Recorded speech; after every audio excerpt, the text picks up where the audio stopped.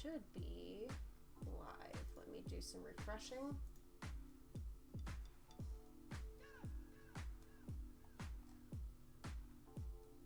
Alright, we should be live. Can y'all see? Yes. Okay. Can you hear? Bless you. Hold on. Let me try turning my volume up. Ah, yes, I do hear. Fantastic. Do you hear us? Do you hear the music? How's the levels?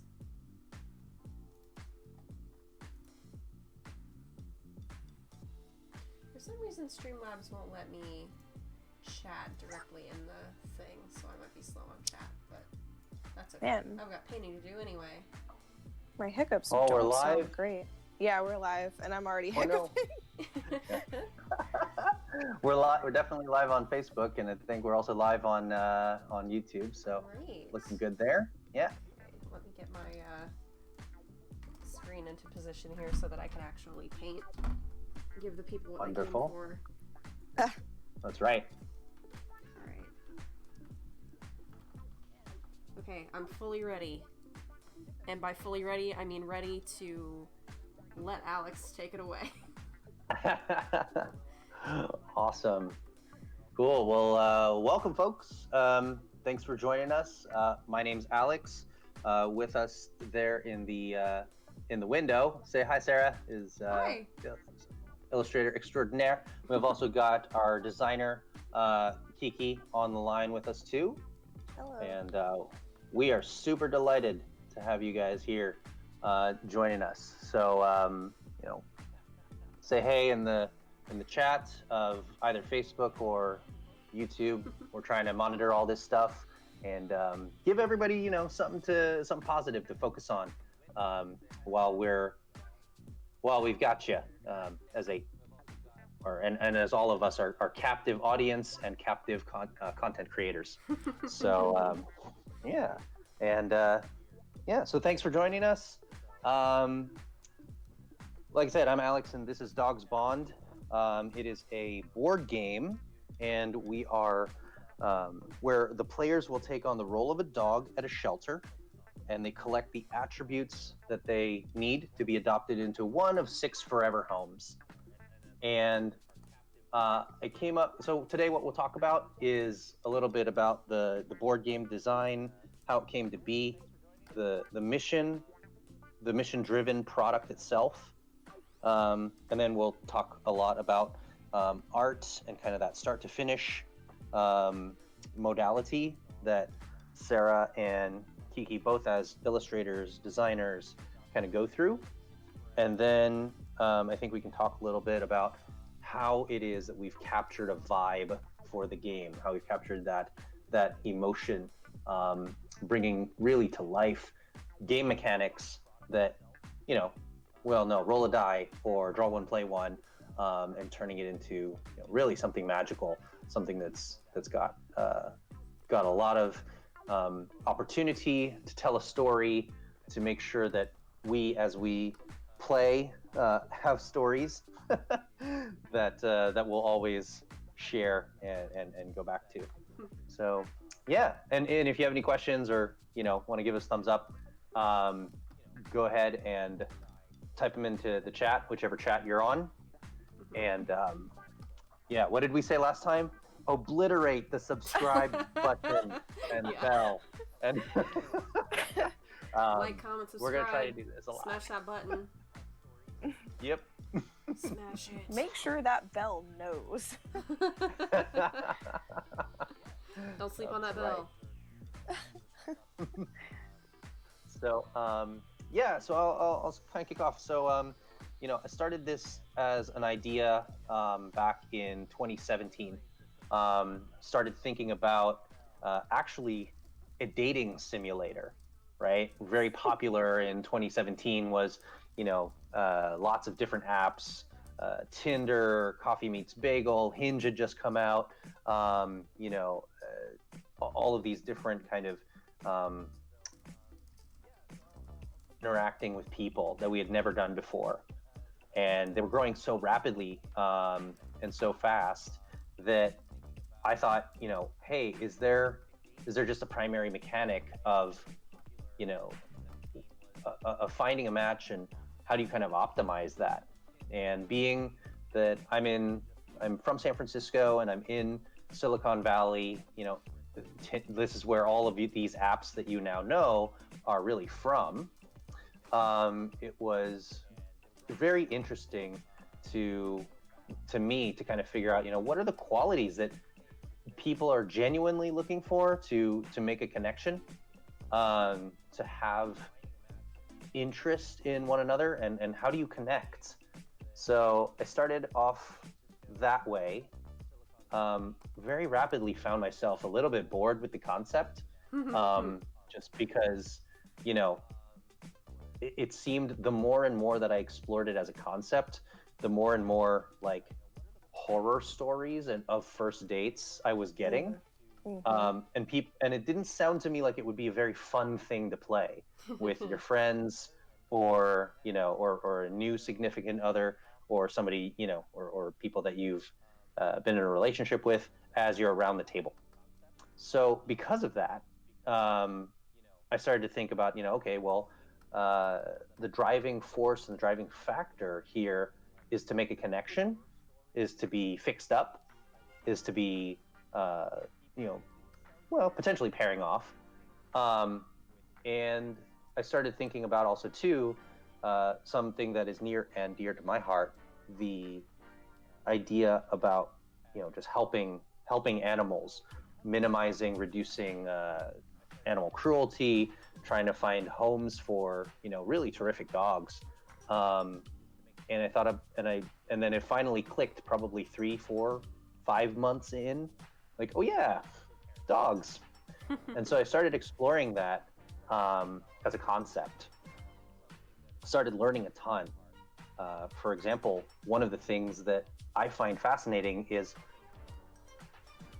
country you're in. Dog adoption is actually fairly much the same. They might be at a shelter, they might be at a county facility, a city-run facility, a volunteer-based facility, or foster homes. And then, you know, folks will make contact and try to say, hey, I'm looking for a dog that is this, of course, dog, you know, breed specific kind of starts the conversation, but then they start talking about, well, I'd really like a dog that, you know, has already, that can be very obedient. We have a small child, or we have a cat, or we have another dog. You know, I need a dog that doesn't shed a lot. I need a dog that, you know, would pair with me really well. And so as those requirements started surfacing, I thought, that's the story, right?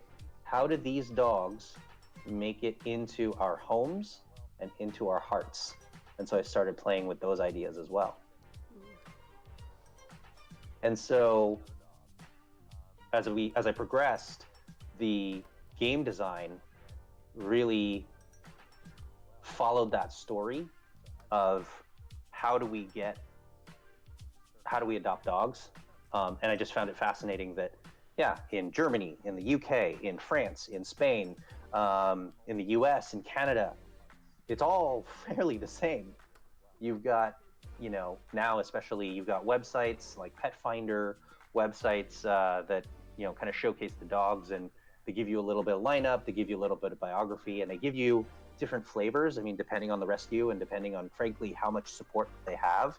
Sometimes it's a bullet list of, here's the dog. We think that it's, you know, 50% Labrador and 50% Corgi, or 20%, you know, Pit Bull and 80%, you know, Husky Malamute, right?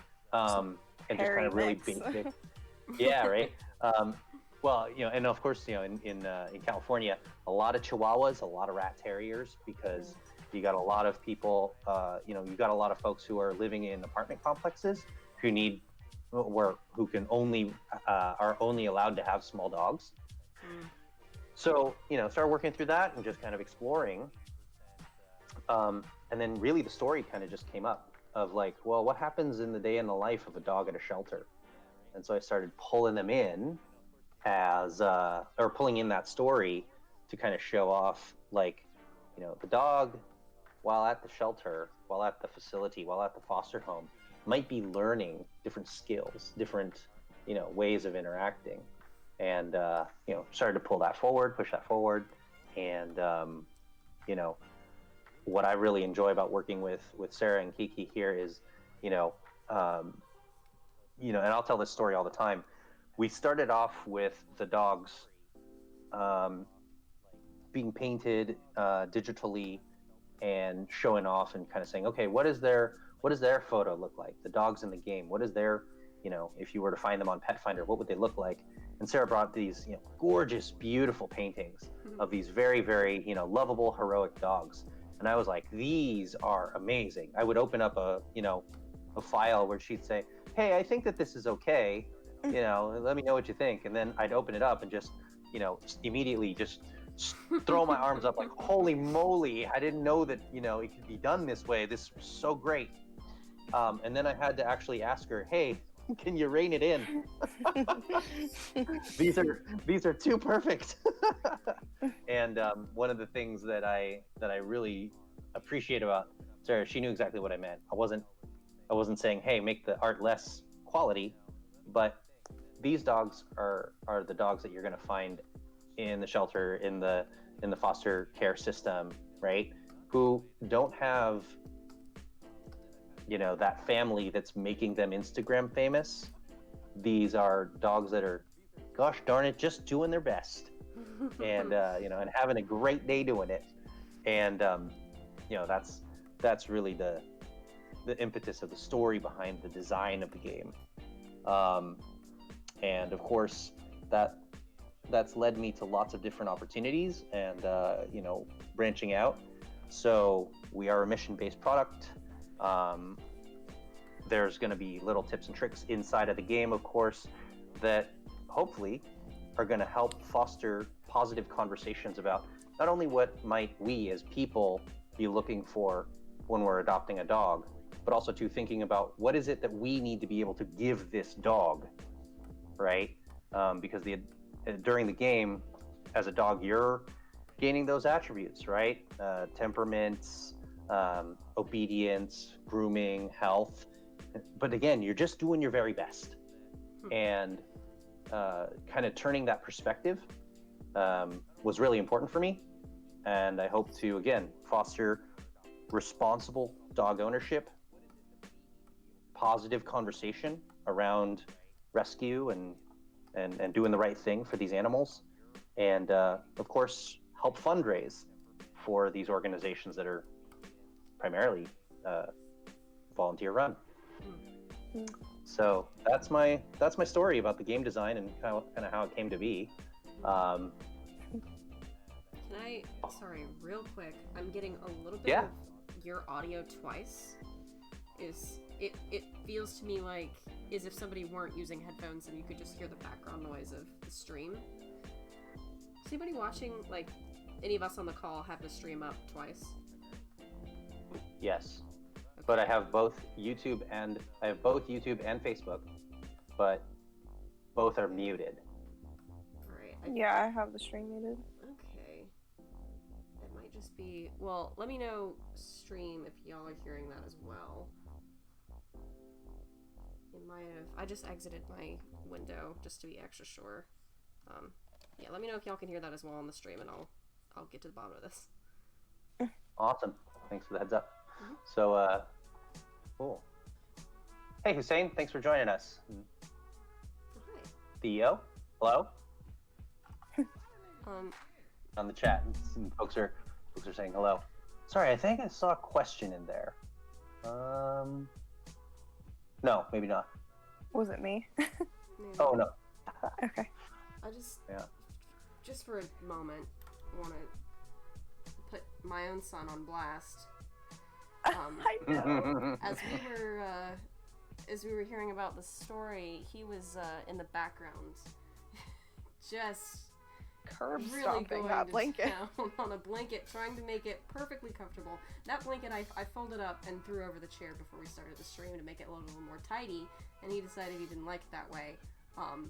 I thought because he wanted to lay on it, but now it seems that he just He just hated the blanket being folded. He didn't like it that way. And I think my favorite part was how we were calling him out for it in chat, and then you punch in, and he stops. Yeah. And he's like, I wasn't doing anything. I'm a perfect angel. There you go. Yeah. He's quite the ham. Anyway.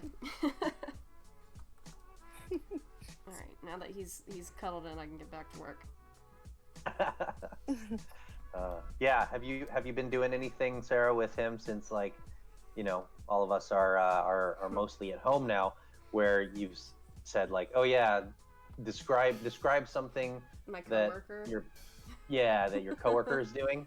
Well, I mean, not particularly, because he already feels like my coworker.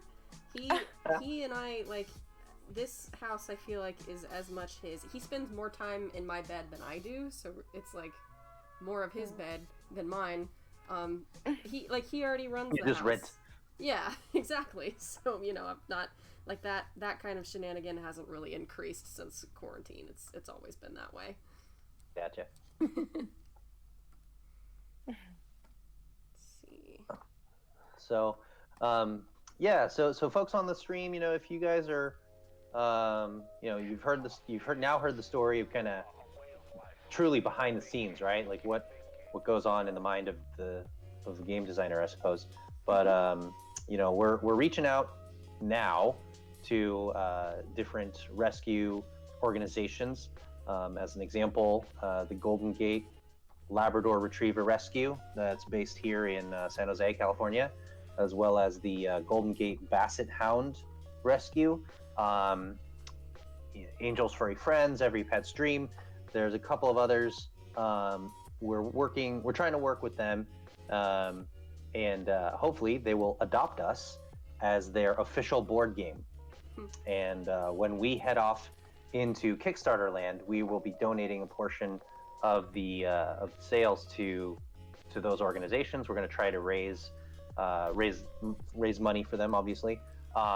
You know, also to offer opportunities for our backers to buy a copy for themselves and then choose a rescue of their choice to receive a free copy to bolster their fundraising goals.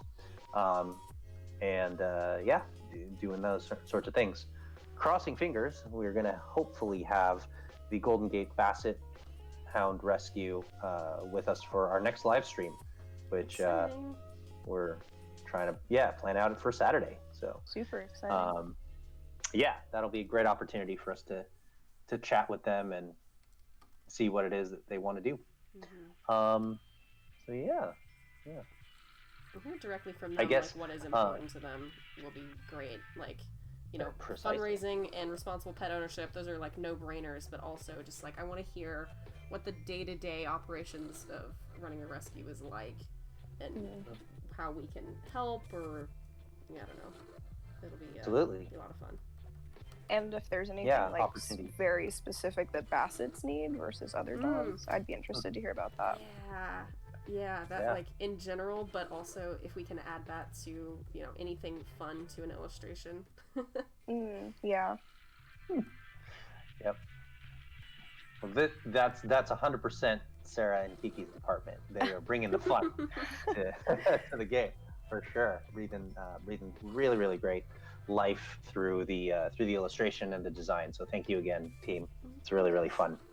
Absolutely. So you know, while we're here, why don't we start, Sarah, with something you wanted to cover as we're doing the digital painting around start to finish. So tell us everything. How do you make magic? Where does magic come from? Well, so what sacrifices must I make? Well, here's the thing: if you weren't born under a full blood moon, then you're kind of doomed from the start. Yeah, no muggles here, right? Is store-bought okay? Can I buy my own blood moon from Walmart? Yeah, if you can't get one organically, then store-bought is just fine. However, a lot of people don't check their local farmer's market when it comes to like witchcraft and witchcraft accessories. Oh man. But yeah, no, I feel like y'all please like let me know if anything is terribly boring or I don't get into it as much, because it is like eternally hard to judge what is or isn't worth covering talking about stuff like this. I feel you. Because I feel like I have a pretty straightforward process. Like, I always do thumbnails in pencil first. I have a little book that has the it has like it's very small. It's made of very cheap material. It has a bunch of like newsprint almost pages that have the thumbnails stamped onto them already. Just, I think it's like 8 or 9 per page, just pages and pages of blank thumbnails. And since it's so crummy, I can just go through and scribble, get my ideas on paper to find like a composition that I really want. Next, I put them into Photoshop and get a more, I guess, structurally accurate drawing. This is where the ref gathering comes in. I spend a lot of time for reference gathering because, like, often, I don't like to ref gather before I do the composition phase because sometimes that will, like, limit my imagination a little bit. Mm-hmm. And that's great that my compositions can just be kind of whatever, but then I have to go and find reference to spec for it, exactly that pose and exactly that lighting scenario, and it can take a while and it kind of sucks. But it's always worth it because my pieces are always better for it. I use a program called Pure Ref, which is a fantastic program that I really recommend. I actually have I'm going to zoom out and show my reference real quick. I don't own the rights to any of these images, so I don't want to, I don't know, I can't blur them or something, but it's hidden right behind my picture-in-picture here. There we go. Look at this one I found of a chihuahua holding a bone that is much, much, much too big for him. It's adorable. Yeah, no, this program is great. It's pay what you want. It's free. Well, it's pay what you want, but they'll give it to you for free. Yeah, you can just drag and drop images right in there. They can hold huge files. It's fantastic. Ooh, we have a question. Step 1 is designing a picture like a pose or idea, and then move on to references. It's a little bit of both. It's kind of a push and pull. I already have a pretty good visual library. Like, sometimes I will just look for inspiration in general, but that's a lot more vague and a lot harder to nail down. Like for these these event cards, for example, Alex has given us the event or whatever's happening at the shelter, and so I've got that like bit of inspiration already. It's almost like he's describing a scene, and then I just picture that scene having already, I know what dogs look like and how they pose and what they're what's the word? The acting, the body language, that's what it is. Like, I know what dog body language looks like. I know what the interior of a shelter looks like. That's all from stuff that I've done before.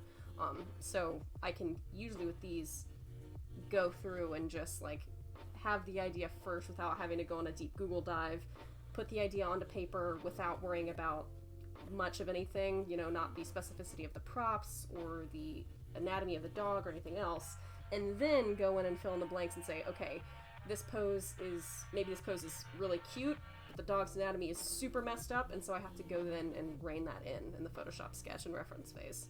I hope that answers the question. Everybody's project has everybody's process is different. And also, I will say that if I'm painting something I'm not as familiar with, or something that isn't like terrestrial, like we're painting, these are pretty normal, like it's a dog in a shelter in a regularly lit room. We live in regular houses. We as people don't have to do a whole lot of, ideation or imagining to feel what that space is like. But when I'm doing stuff that's really weird and out there, I will go ahead and do a lot of like absorbing of reference and ideas and stuff before starting a thumbnail. I hope that answers the question. That was a lot of information. Where was I? Since we're talking about references. Yeah. Since we're talking about references, and I'll run with it a little bit here. I think one of the really interesting things for again, as I was exploring how do dog adoptions function, right? Like what's the process, with the mechanism to do it internationally? It was really great to see, lots of facilities take great photos, or at least great you know they have lots of behind the scenes kind of content that they post because they want you to see that the animals are being treated well, right? And so in addition to what Sarah's talking about, where we understand like what's the what does a dog look like, but also too, what is the dog's emotion that's kind of coming through, what's the prevailing mood tone of the piece. We also too, we looked at a lot of different dog shelters, foster situations, and I think that that's also too, interestingly enough, Sarah and we haven't, like, I think from the pictures so far, we haven't really made the shelter as much of a character in the game, because we're focused very much on the dogs and their acting. So Sarah, we want to talk a little bit about kind of what you gathered from the reference kind of day that we had when we were volunteering at the Wake County SPCA. Yeah, definitely. Like, so I know that I just said, like, first I ideate and then I go find references, but that's not technically true, because Alex was kind enough to fly all the way out to Raleigh, or to North Carolina where I live. We went to Raleigh, went to an actual dog shelter, and just spent a day, like, hanging out in the place and hanging out with the dogs and just kind of getting a feel for what that specific building is like. So that definitely helped me. I did take really specific things, like I took photos of the dogs themselves. I took up-close photos of different kinds of fur that I knew I would have to paint. I tried to pay attention to how the dogs acted when meeting a new person, because they all had different personalities and different, just vibes, I guess.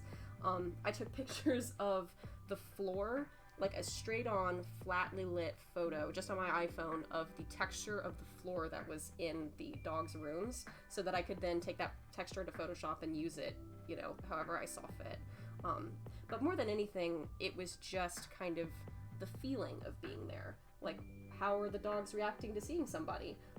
Because we have, there's one card that we have called A Visitor is Coming, and the composition I did for that is through dogs with their heads mushed up in the window, straining so hard to see who was coming, because that was very much the energy that they all had, was like, oh my god, there's a person, so yeah, like that. Again, I got a lot of really great, really specific stuff that I have used a lot, but the most important thing was just the energy, the air, the light, the emotions. That's the kind of stuff that it's really hard to put directly into a painting, but it is something that, like, as I'm ideating, it kind of... Is that a word? Ideating? I know ideation is. Whatever. As I'm thinking thoughts about what kind of picture to do, that's something that, like, I go back in my mind to that day very often.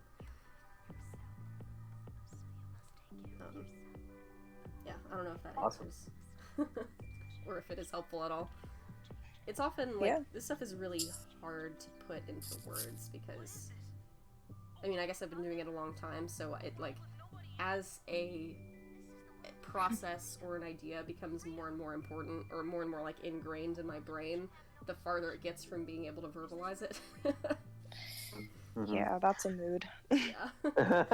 That's a mood. That's a mood. The vibes, yeah, it's exactly about the vibes. It's funny to hear Alex saying vibes, because that was something that I never heard you say that before we were together in Raleigh, when I was really grilling him on, like, okay, what's the vibe of the game? How does it feel? What's the, like, I don't know, like, the vibe. Like, I couldn't think of any word except for the vibe, but, like, that I really felt so responsible to, like, answer that. And I was like, oh my gosh, like, And the problem is, that isn't really a question that you can answer with words. Right.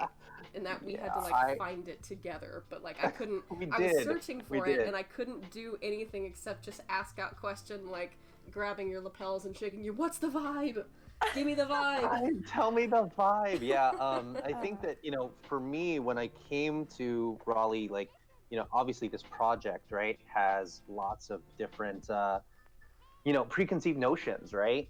Dogs at a shelter. If you stop at that statement, sometimes people give me like looks like, ooh, Yeah, like I've why gotten that ooh? too. Like Yeah. why are you ooh about it? Like what is your what's your aversion, right? But also too, I think that it was really hyper important when I was still looking for artists to help me with this project, really to see someone could bring playfulness, whimsy, right, lightheartedness to the project and to the situation, right? And it's something that that we've focused on very carefully, because it's so easy, right, to kind of get into a ooh, yeah, that's too dark. It's not, it's unhappy or something like that, right? And I don't think that that's true at all. I mean, again, these rescue organizations do very, very well with very limited resources. And it's about the energy, it's about that volunteering, it's about that, giving back in that space to these animals. And I mean, they're just so happy to see us.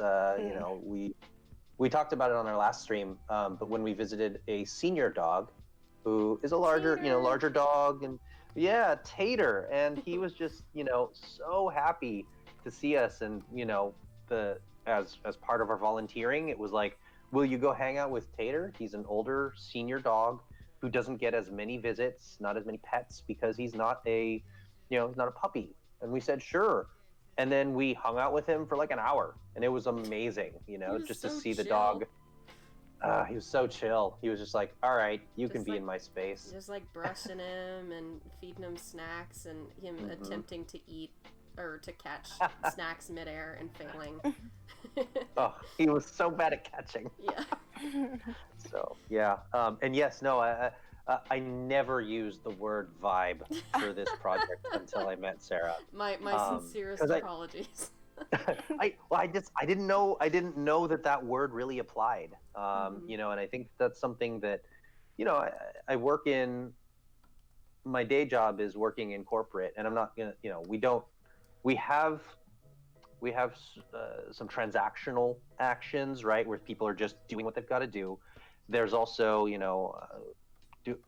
my line of work, there's the letter of the agreement, hey, you're contractually obligated to do X. But there's also the spirit of the agreement. We are committing to one another to complete this or that.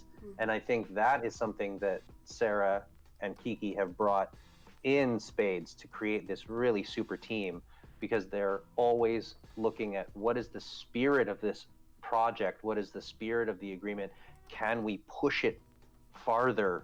And I'm just super delighted to be working with you guys. Oh, that's so sweet. Yeah, it's, I mean, I also get the reactions where people like get sad or think like, oh god, isn't that a bummer to have a game about shelter dogs? But like, to me it is a really hopeful place. Like, rescues are a really like fundamentally hopeful idea. So, why not focus on that instead of the sadness? The sadness of dogs, like, that's, everything about life has sadness to it, but why focus on that? There are so many, like, happy rescue stories.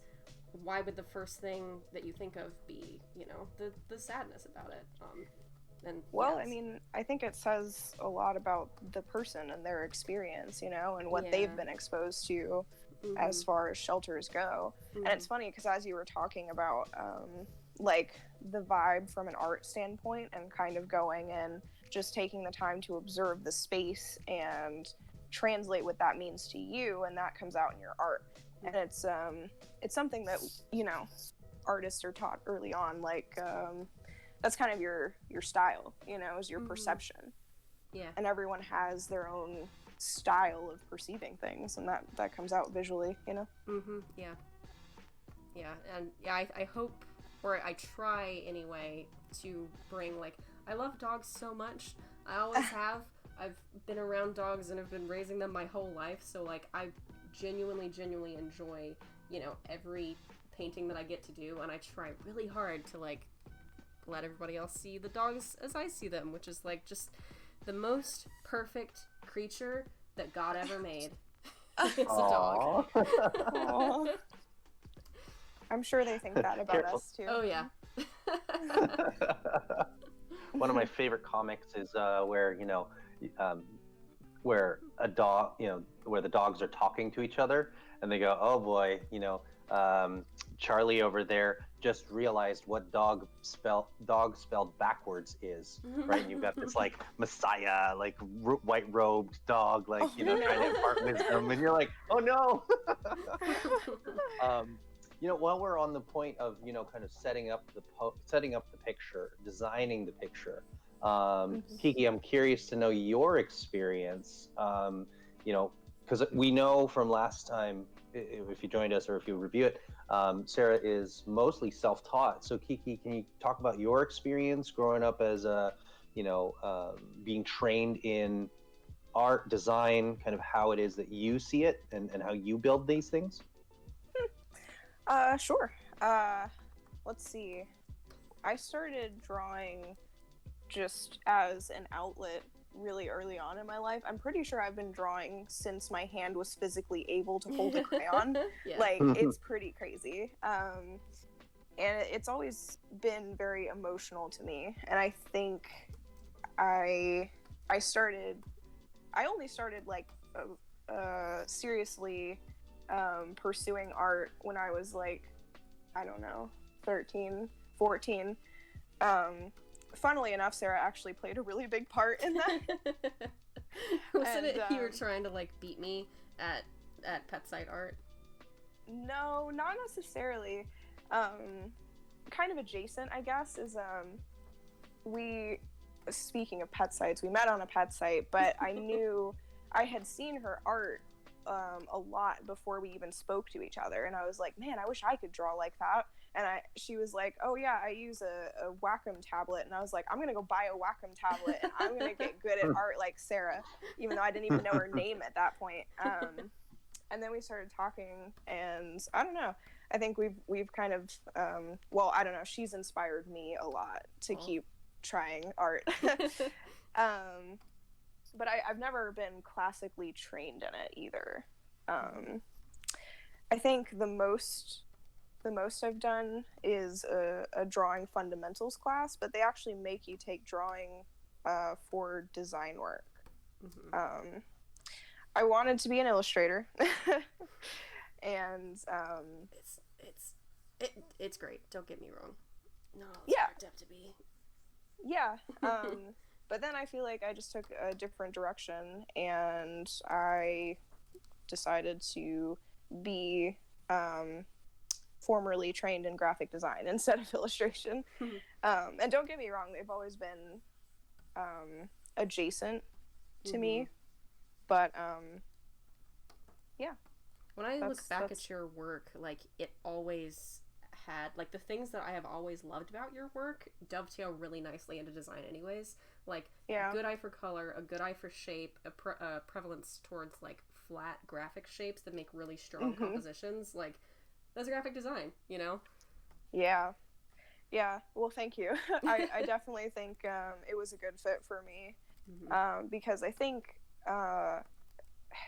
like I said, it was always like kind of an emotional outlet for me. So I was less worried about like the technicals of it and more about, I guess, evoking that kind of emotion that I was feeling. That's when I'm usually at my strongest, is when I'm trying to convey an emotion with art. So I try and do that with my design too. But yeah, that's design about the long and the short of it. Yeah. You've got a design degree and everything. I'm just How's that translated into some of the design that you've done so far for the game? And that could be any of the design that you've done for the game.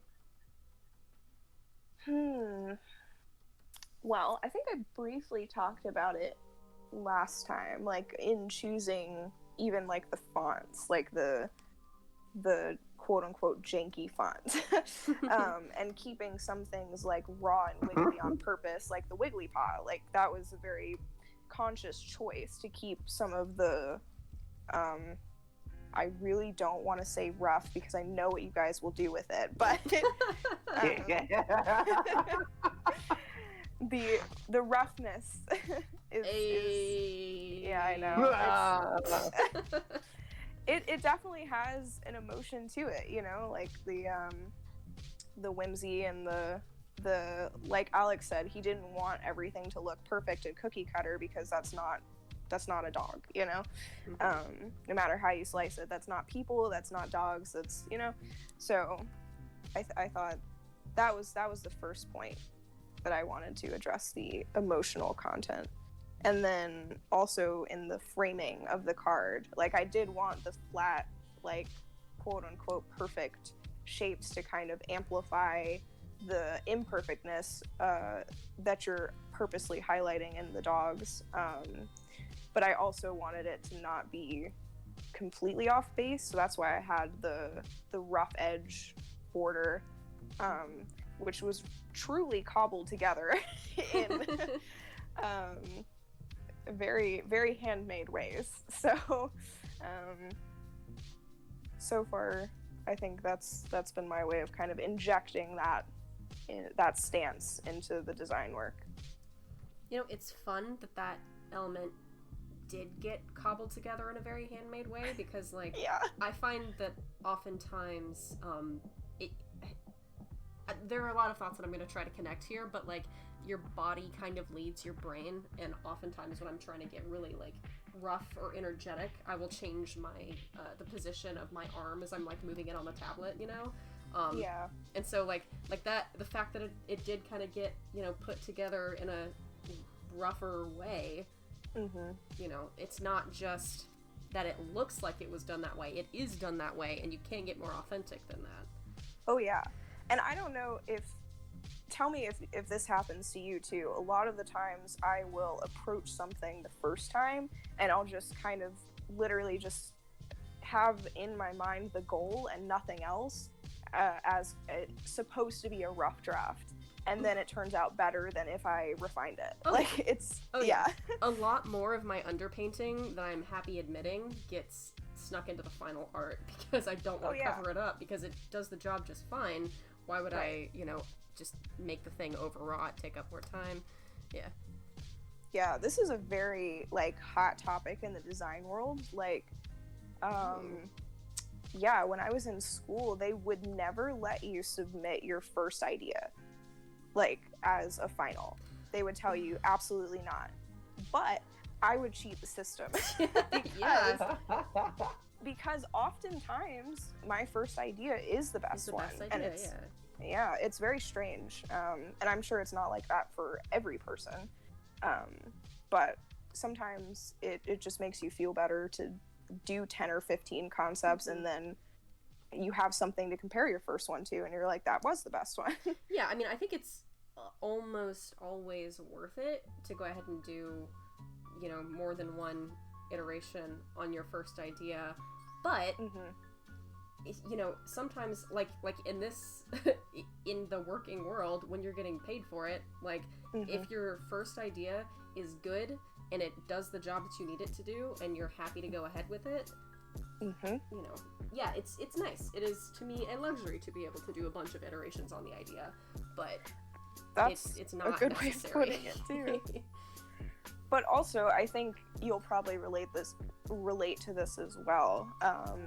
I think because we've spent so much time doing what we're doing, like we kind of have a reservoir of like visuals and we know how to put something together that it's like, and I mean that it can help and hinder too, because if you get too caught up on like, well, how should I do this, you know, it's hard to put into words actually when I'm trying to. But yeah, welcome to my world. I think that's, well, you're talking about experience, right? You're talking about levels of, you know, you've seen it done. Maybe you've seen, you know, some of these ideas or some of these attempts not be as strong as, you know, your other ideas. Certainly, your first, I'm with you there 100% that sometimes the first idea is absolutely the right idea. Um, but then there's a certain amount of self-doubt that you have to kind of either work through, right? Kiki, to what you and I talking about before, brute force it, and then you kind of beat it into submission, right? And where you just say, okay, you know what, like I've done it this way, I've tried it 6 other ways, and no, this is the right way, and at least you can take your first idea and maybe run with it, right? I mean, looking at, as you guys were talking about the underpaintings and kind of what made it into final, I look at my initial concepts from board game design, where draw one, play one, and I'm like, well, before, from a game design perspective, I thought, what if the player drew a card, either drew a card or played an event, so like there was an intrinsic value of each player gets to do their own thing rather than drawing an event card. And the only way for me to really rationalize that and figure it out was I had to play test it. And again, shout out to all my play testers who dealt with index cards and my scribbly handwriting, no art, barely card titles. So that it was a lot of iteration, a lot of trial and error. I suppose in many respects, I am also self-taught in board game design. So I hadn't even thought about that but I think what you guys are talking about, where there comes a time when you just start trusting your instincts, and moving forwards, and ignore, bringing it in, but like ignore all the haters. And sometimes your own mind can be the worst hater, because you're just like riddled with self-doubt until finally you gotta figure out a way to put it down, overcome, and move forwards, right? I feel like that's something you have to train yourself in too. There's an experience in the trade, like art, design, game design, and then there's an experience in like, when do I tell my mean voice to stop? Like, it's they hard. call it your internal editor in writing. Like you can't, like that's something that I've done a lot of copy editing and stuff too, and like as I'm writing, whenever I'm putting copy down, I have to actively remind myself that writing and editing are 2 separate things, and that as I'm writing, if I'm trying to edit it at the same time, I'm never going to make any progress. So there is a write the thing first, put it all down. Like you can't effectively edit your thing until you know what you're working with in the first place, and there's a lot of that in art as well. Like sometimes if I'm really stuck on an idea, or like for any of these cards or these events, if I can't get it right, if I can't get the composition, my favorite piece that we've done so far, actually, called Spilled Garbage, that one I was really, really stuck on for a long time. I did so many thumbnails of that, so many different like camera angles, so many different arrangements of dogs. Like I had such a hard time, but I ended up putting it off. It was the last one in the batch that I had to draw, and I was like, okay, I'm gonna draw. I'm not gonna worry about doing a good composition right now. I'm just gonna draw all the worst compositions and worst solutions to this problem that I can think of, because that I can do. Like, if you tell me, if you tell me to make a great painting, like I can work my way up there most of the time. But if you tell me to do an art crime, I'm there 100% of the time. I can definitely deliver an art crime. So yeah, I just had to convince myself to put it on paper. And then even Alex, the one that I delivered didn't end up being the final. It was the one that I delivered only had 1 out of 3 dogs in it. And then Alex suggested adding 2 more dogs, and at first I was like, wow, that's gonna be a lot to fit in this composition, but I'll give it a go. And then it was like a slam dunk. His idea was fantastic, and the painting went so much easier because I already knew like what the I knew intimately what all the wrong choices for the piece were because I had gone through systematically and made them already. Also, shout out to Alex specifically because I feel like I do that a lot. I'm like, you know, designing myself into a corner for like 12 hours and I'm like, here you go, what's wrong with it? And Alex is like, hey, have you tried this? And I'm like, oh my gosh, like that's brilliant. Yeah. Like in general, I feel like sometimes you just need that third party that isn't your inner hater voice to just be like, well, here, look. you know? Yeah. Yep. Yep. Somebody to help you think your way outside of the box that you've, you know, painted or, you know, built around you, or the corner you painted yourself into. Absolutely. You know, one of the big mechanisms that I have struggled with the game design is scoring. And for the longest time, scoring has been a, you know, just ethereal, like, I know how to do it mechanically. How am I going to do this visually? How do I make sure that a 10-year-old is going to be able to do it? And I've got good concepts, and I know that so far because the 10-year-olds that we have play tested with got it immediately. But there are just, I think, finer points that you know, that can come through with the design, that can come through with stronger, you know, design elements, and you know, just also to aligning to some expectations that that a lot of people will have, right? Like, you know, being able to show what number plus what number equals my points, like easy peasy. And I didn't know that until Kiki made it very obvious, and thank you for that. You know, so sometimes, you know, as we're talking about painting or design or game design, you know, a lot of it is put it down on paper. You know, you kind of have to let it sit, marinate, walk away from it, come back, you know, and it does take time, it does take cycles, but that is that, you know, investment is going to help you create a better outcome for your audience.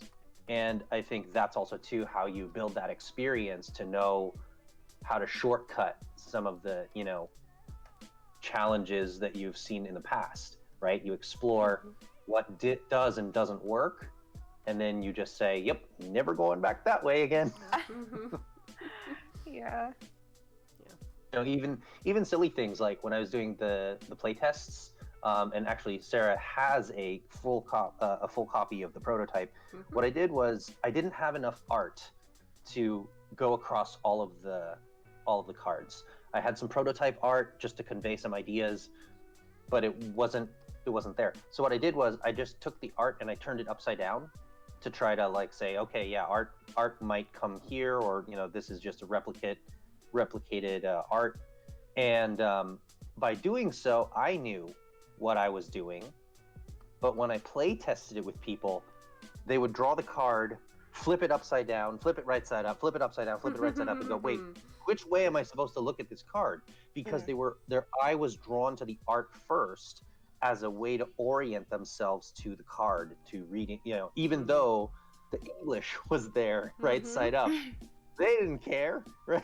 Like, you know, it's funny, like in illustration and in composition, we are always taught that, like within this image, if I were to put some writing on there, we're taught that the person's eye will be drawn to the text first. But if you're looking at a page that has a lot of text and an image on it, then more often than not, people look at the image first and then the text outside. It's like a tiered system. So that's, I mean, it makes complete sense to me that people would orient based on the art, but also it's like illustrators are taught to give deference to text when that kind of doesn't bear itself out in reality. Yeah, I mean, even further than that, don't they tell people, like, specifically, if you see, like, a face or eyes in a picture, you'll go for that immediately? Yes, those are two things that can, like, it's 100% if you want to be able to control, well, not 100%, nothing's 100%, but if you want to be able to control the, you know, the attention or the focal point. That's the word. You just put a human face in there, barreling the camera, and people look at it. Interesting. Yeah, there's like a scale of like how powerful things are in composition. Placement on the canvas is one thing. Like the center is gonna draw a lot more attention and be a lot more powerful. There's the like rule of thirds, golden spots that also work. Text, contrast, faces. Those are all the things that you use for compositions. This is when you go, okay, that's a little too esoteric and weird to be talking about. No, definitely not. I mean, I think it's something that people encounter every day. They might not think about it. Mm-hmm. I was watching some video actually where they were testing that. It was like an eye tracker. Ooh. Yeah, it was an eye tracker or something, and they had two images side by side, and they would see where the person's eyes would go first, and it was actually fascinating. It was supposed to be like a funny meme thing, but to me, I was just thinking the whole time it was about composition. Yeah. Because they had one time, like on the left side, it was this very dark but a very elaborate image of something that the person liked, but on the other side, it was like a mostly white image with black text on it, and they went there first immediately. Wow. Because it was just the draw of the contrast. Mm-hmm. Yeah. And they didn't even care about what the text said. They just looked there first. Yeah. Yeah. And also, I mean, like, just living in our human world, like, if you're out and about and you see a big sign, like a big white sign with black text on it, like, it just, in order to navigate the world, you usually need to know what those things say. Even That's if you true. don't parse it, it's still, your brain still wants to check it out. Yes, people frequently don't realize that road signs and all of that are graphic design. Yeah.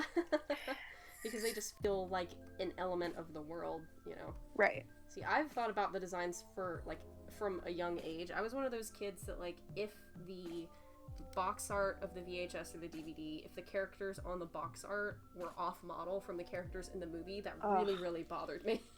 Yeah. Why do they do that? Yeah. Why do they do that? It's just like you're 7 years old, you have more things to worry about. But I was always like, no, it doesn't look like this in the film. But I also had those thoughts about the little the stick figures that they use. It bothered me that like pedestrian crossing and like bathroom signs and stuff like that have the they weren't the same. The caricatured person with the the arms. But then when you have stuff like like have you ever seen a sign that's like a watch out for horse riders, like equestrian crossing? Yeah, the and horse, it's just straight up a dude. It's straight up a horse, and it has a cartoon person riding it. Like, why? Huh. I mean, like, I understand why. It's because, our brains process silhouettes really quickly, and so, like, yeah, you get the silhouette of a horse, and we have seen that stick person so many times that it reads as a person, or as a dude. But still, like, I wonder if that guy has a story, like he's crossing the street, he's, hanging out, like, he's riding a horse. I mean, yeah, what's up with him? What a cool life. Interesting. He's going to the bathroom, like, all the time. I think they just made a video game about that, actually. Did they? I don't know what you're you're a stick figure person and you travel through signs. I think that's literally. Oh my god, that's amazing. Yeah. Such a good idea. Second, though. We totally had that idea. Nothing is original.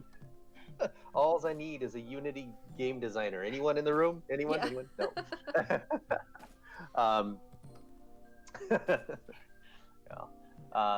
No, I love it. While we're here, so Sarah, you just worked on the nose and the eyes and really brought that out really, really well. Speaking about what are we drawn to? So yeah, that again, I'm just amazed every time when you draw and color and then shade the nose, because that to me is like the hardest thing to get right. So yeah, that's something that I like. I remember we talked about that last Saturday, and like, I don't know if I explained it very well, but I remember like I didn't exactly explain why I made that like basically, Alex, you, without knowing it, cracked the code of like how to draw dog nose correctly, and that is that shape, you said it was a really iconic, distinct shape, and that's true. You just have to identify it and then protect it.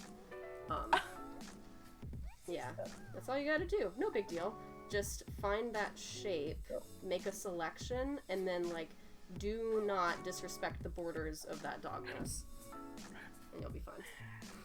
See the dog nose, everybody. If you like the dog nose, give it a boop, give it a like, bell, subscribe, do all the things. This is your call to action. Can check that off the bucket list of the stream. We did a call to action. Yeah, I like it. Yeah. You were also playing with a specific layer, I think, around the eyes as well, where it looked like he was wearing a mask. Yeah. Yeah, like a bandito dog. Like. I can explain that if you want. Yeah.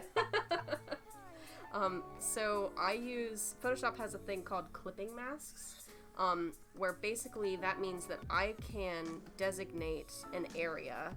Say we want to draw a little paw print shape. Let's see up here.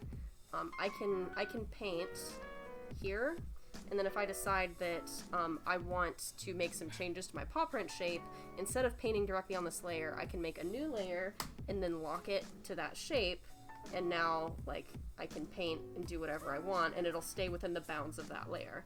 But the problem is, you see this, I don't know if you can see very well on the stream, there's this little link button, and if I break that link with the bottom original paw layer, suddenly you get to see all the places that I painted outside the lines.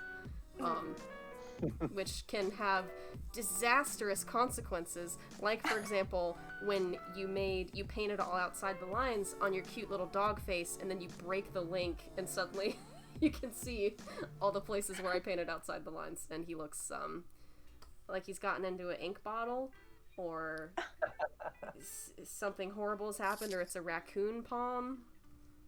Yeah. That's my bandito dog. Yeah, I've had that happen to me a couple times in the course of this, because I always, like, I don't know, just in moving stuff around, I get careless.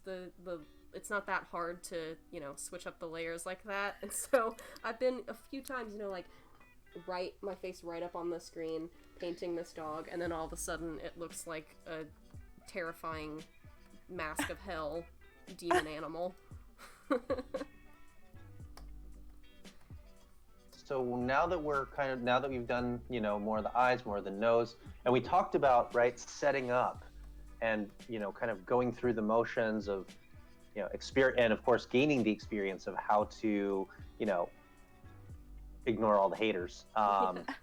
What about finishing? Like, as you approach, like, what does that inflection point look like? Are we at that inflection point with this illustration where you're starting to really think about finishing? Mm-hmm. Yeah, I mean, so painting is, at least the way I do it, it's kind of a, almost all of the problems have been solved in the color comp stage. They have either already been solved, or I know what they are and know how to solve them. In this period of, like, when I'm just pushing paint around, that's not difficult. There are no more problems left. I don't have to do any more research. That's why I can do this on the stream. Like, if we were in the color comp phase, I would not be able to hold a conversation, and I wouldn't be able to show my screen, because it would just be pages and pages of Google images and Pinterest images that I do not own the rights to, where I'm trying desperately to figure out, like, okay, wait, what does light look like when it hits a ribbon from this angle? So yeah, like, when we started, we had already, like, kind of crested the hill into the finish, because the idea is really the hard part. The idea, the lighting, the color palette, that stuff is all, like, the most make or break. It's the stuff that really makes the illustration. And then after this, it's just a matter of, like, if you can see, I don't know how exactly to describe it, but, like, this shape right here it looks like random brushstrokes, because it kind of is, but it is also, like, visual shorthand for me. It's like notes that I've made visually all over the thing that say, okay, when you get to this section, the fur goes in this direction, and you want the highlight shape to kind of slope like this to get trumpet at the top and get smaller towards the side. Louisiana. Yeah. Yeah, you want it to look like Louisiana. Make a big old Louisiana purchase. This looks like Massachusetts a little bit. Yeah. But yeah, so like now this is just, I know where all my shadows are gonna go. I have the images up of the palm here, which I use to like color pick and make sure the palette is the same, because like ostensibly the dogs, or this dog is in the same lighting scenario, both in this image right here and this image right here. So I can just like, you know, pick colors to make sure it's the same tone of like golden palm. And then I have like texture reference that I've already showed on screen with my pure ref to just to make sure I get those like little bitty textures exactly right. You know, like what exactly does the fur look like when it's, you know, backlit against a window like this. But yeah, it's like, you know, like I said, if we're kind of already, you know, coming up on the end. It's just a matter of time of like, I gotta put the paint. I already have planned out where all the paint needs to go, and I'm just, at this point, putting it there, literally.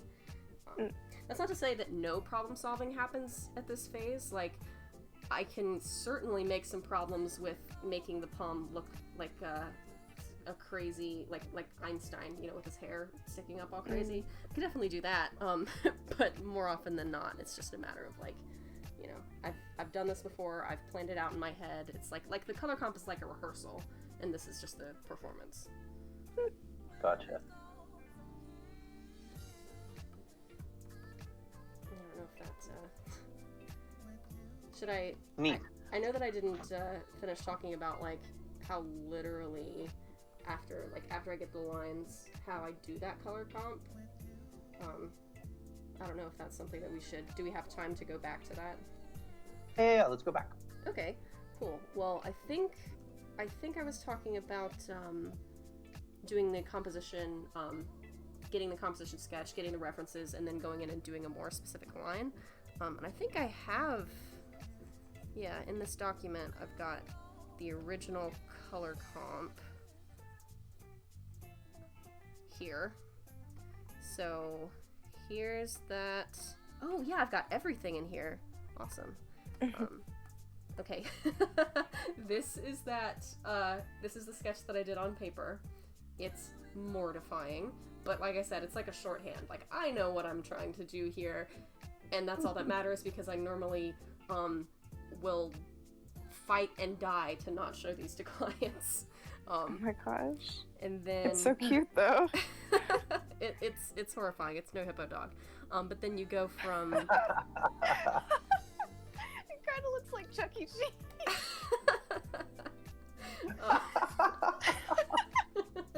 Yeah. Sorry, the stream's a little bit behind, so No, I was I just feel like, I saw it fading in, and I was like, oh gosh, there it is.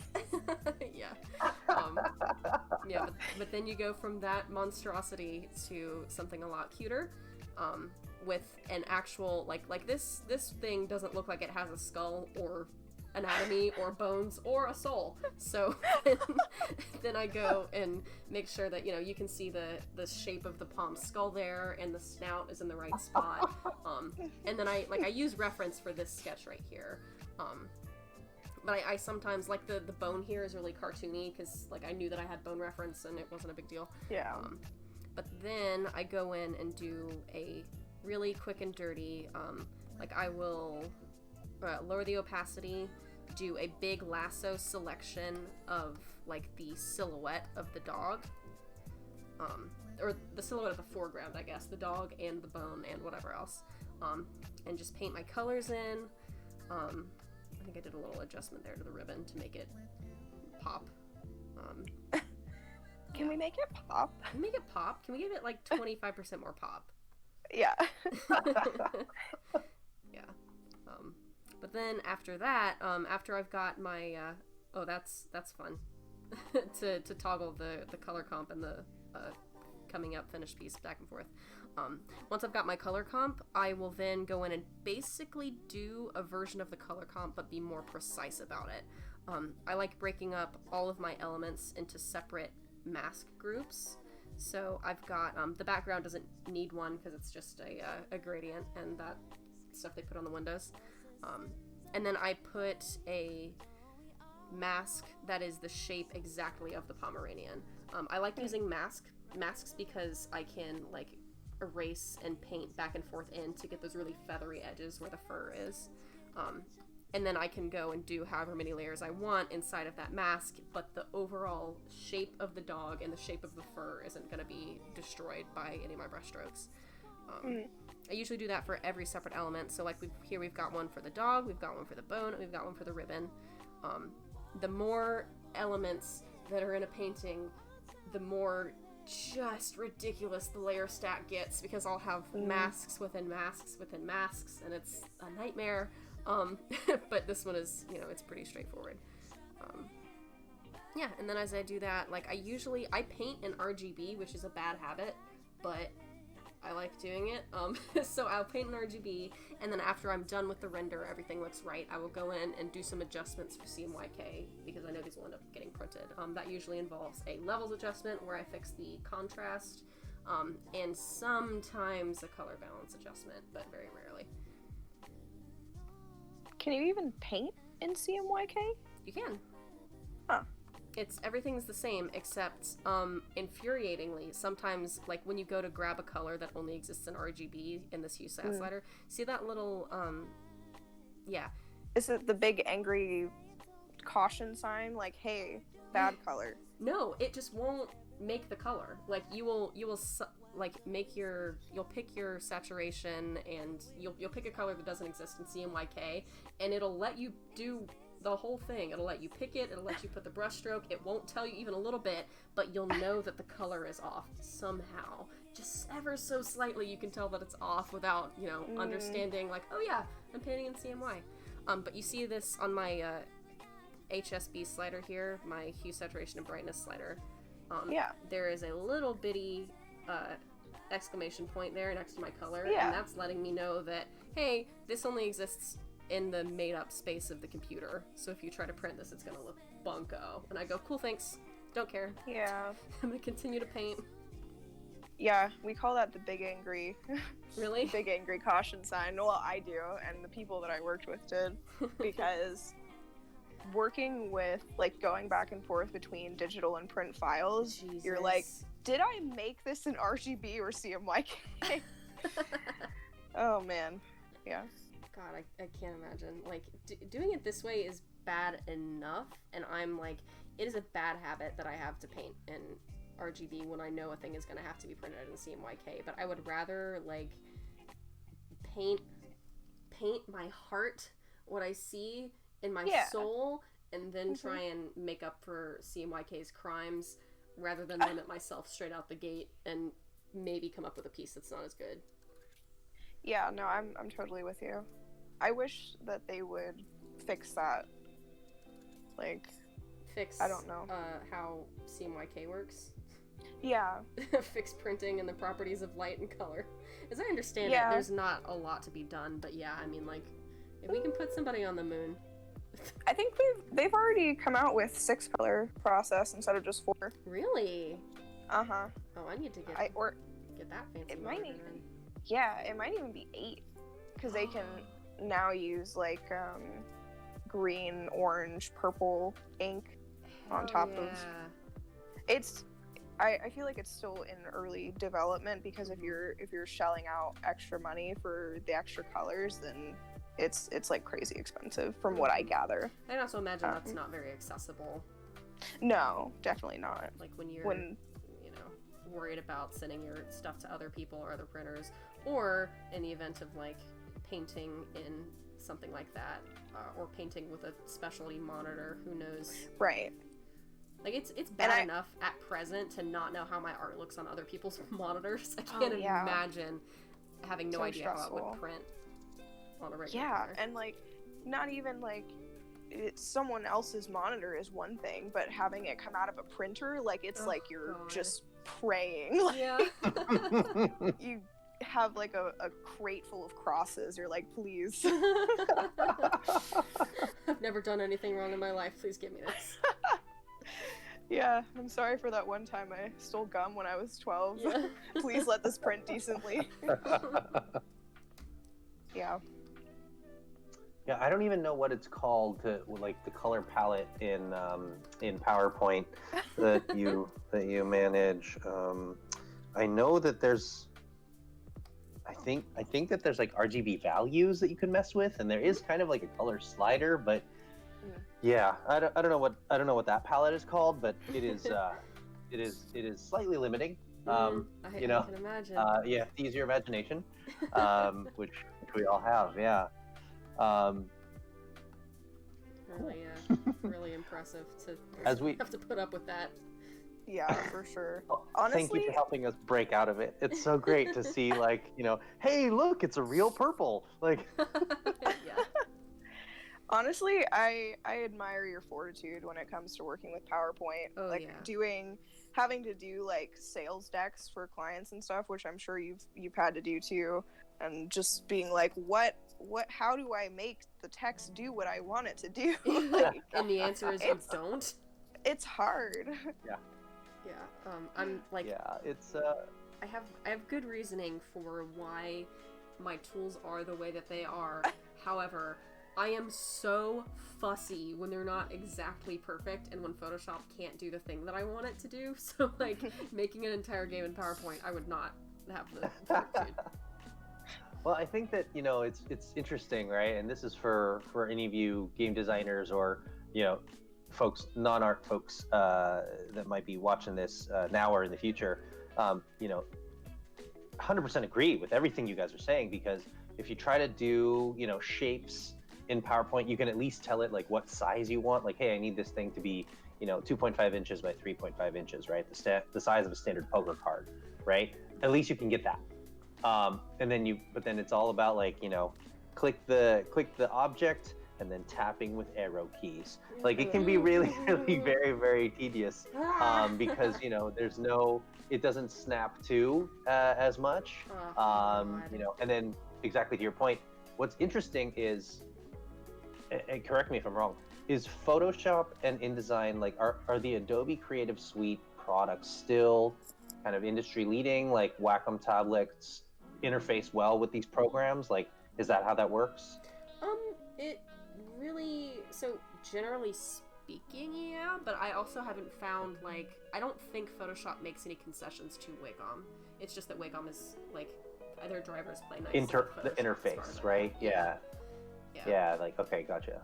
So, I think what's interesting, because it's different levels and different just depth of skill with Photoshop and InDesign that allow you to kind of do a bunch of stuff. You don't have these kind of like, different brands competing for your attention. What I've found being an independent freelancer is that sometimes, the choice was made without me there, which is fine, between, a Microsoft suite, which is PowerPoint, or Google Slides, which is Google's cloud version of Slides. And yeah, the hotkeys are different, the environment is different, the way you collaborate on these tools is different.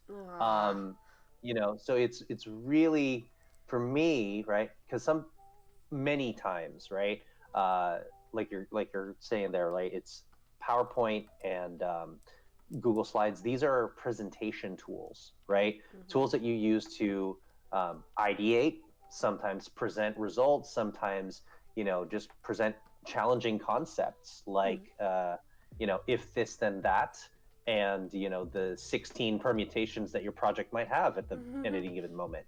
How do you fit it on a slide that is only so big? How do you fit it on, and how do you do that storytelling? Can sometimes be, it's sometimes a challenge, right? Yeah. But we're trying to get to the kind of same thing. Sometimes it's text and sometimes it's visual. So yeah, that's how I got, really, really good at PowerPoint, is really trying to take the text out of the messaging and deliver sometimes visually, right? Like, if I could give you a list of dates, or I could show you on a timeline, right? We need to hit this milestone at this date, this milestone at this date, so that we're going to XYZ, or for our purposes, right, we're going to get the Kickstarter on this date. So okay, let's back it up. Like, what is it going to take for us to get there? We've got to get our printers, we've got to get our manufacturing settled, and what are the project risks?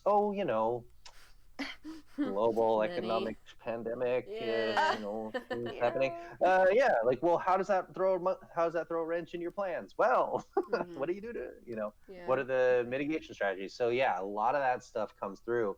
But yes, when you have, it's like a form of visual storytelling, like it's visual communication. Exactly. Like, it was pointed out to me, or I was reminded recently, that like for a long time people didn't read. It was just spoken language, and so like when people communicate visually all the time. Like if you need to put a signpost, how do you do that without like written language?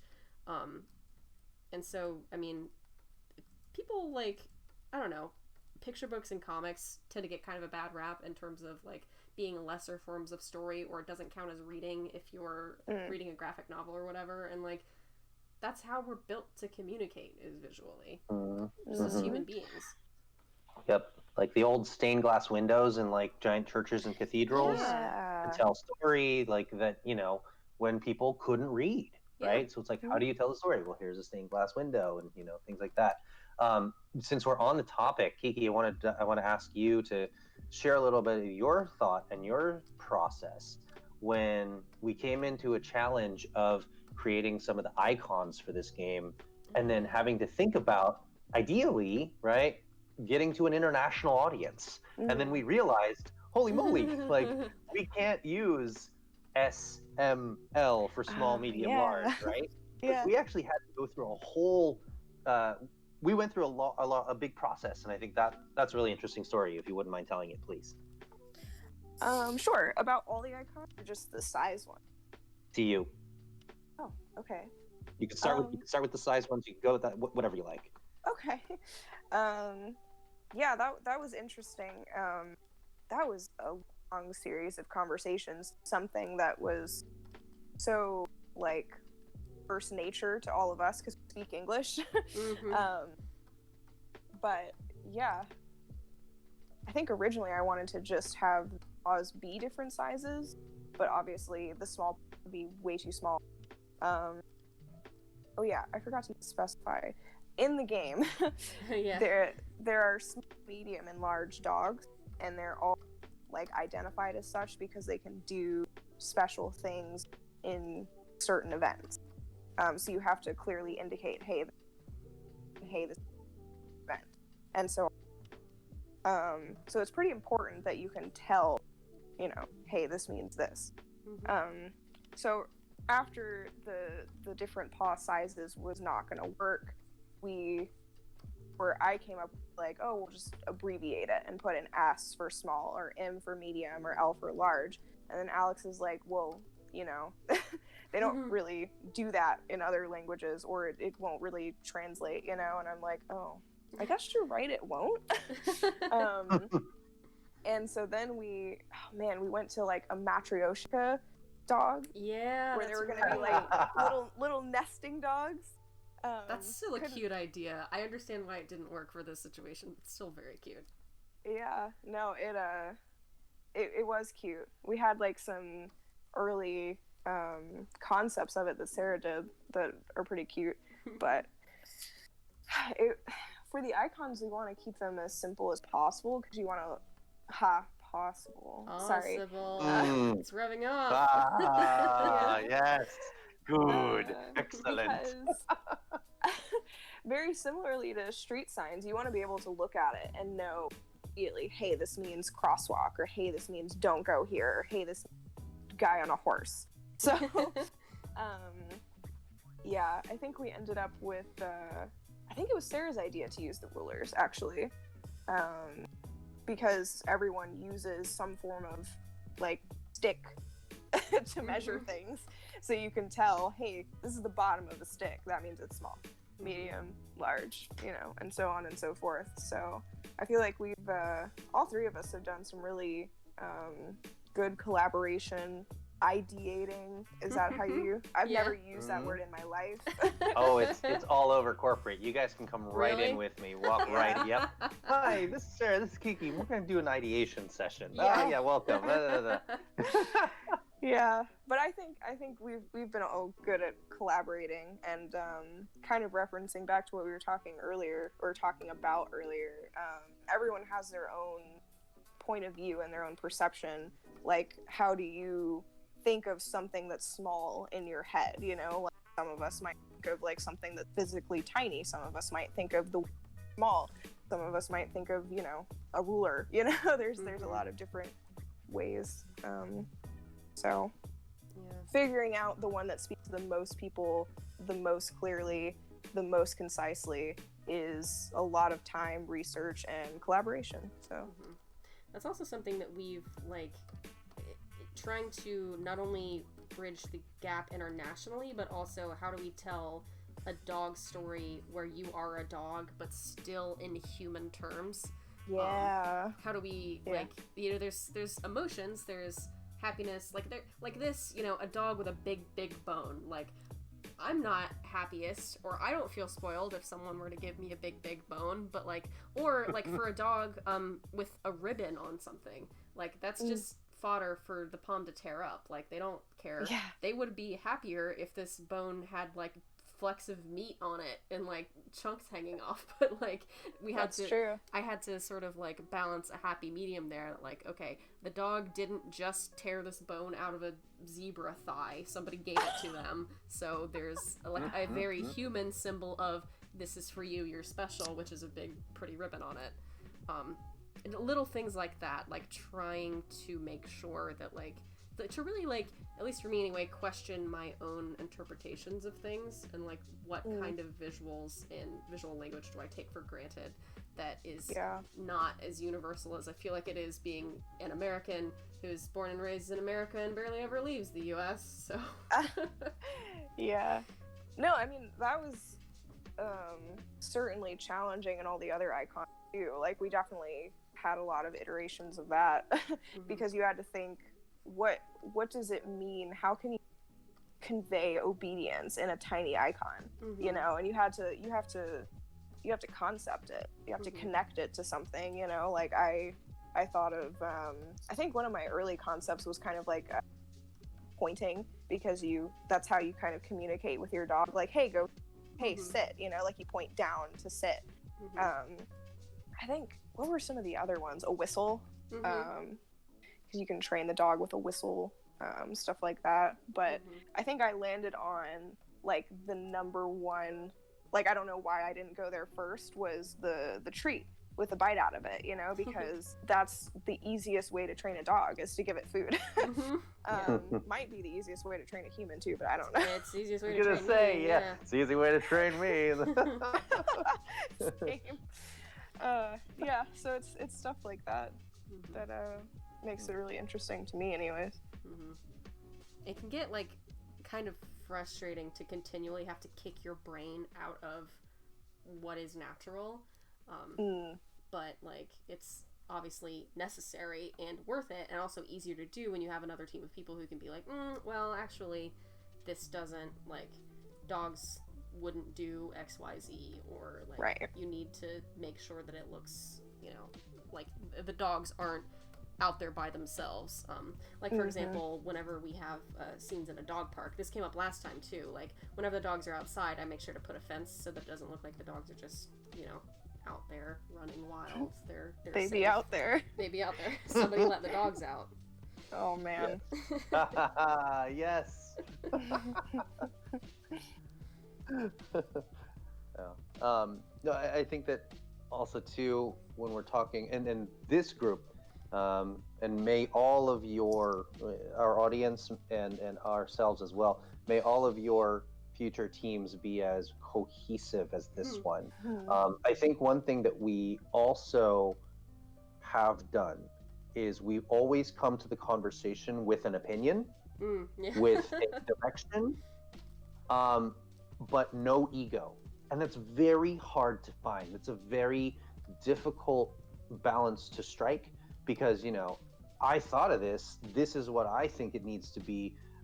You know, and therefore, how do you communicate that to your team members without necessarily forcing it down the other, to your team members, right? Yeah. And then being able to say, at least for me, on this project, when I look at kind of the direction, certainly the art direction that that Sarah is taking it, the design direction that Kiki's taking it. I mean, I am just astounded, and you got to also to have the faith in each other to bring that forwards. So I'll come to, like, when I created the game and I have the list of the cards, I have the outline, the description of what it does from a game perspective interactively. That's all that they had from an art direction perspective, which is basically nothing.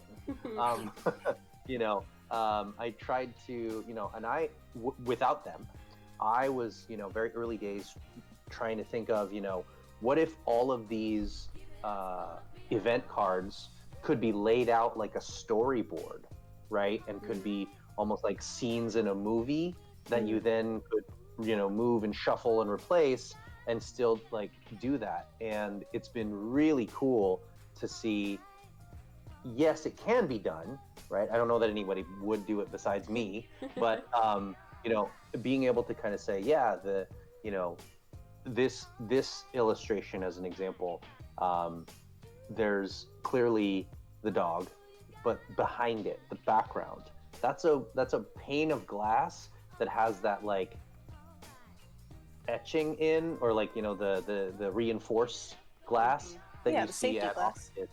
Yeah, exactly, precise, thank you, safety glass. And so it's like that conveys a very particular, we're not at home kind of feel, right? We're in more of a commercial industrial type of building, right? So these are kind of elements that I've contributed, and then just this team just is able to take that 1%, 0.5% idea and bring it forwards to what you see, which I enjoy. I am, just amazed every day, delighted every day.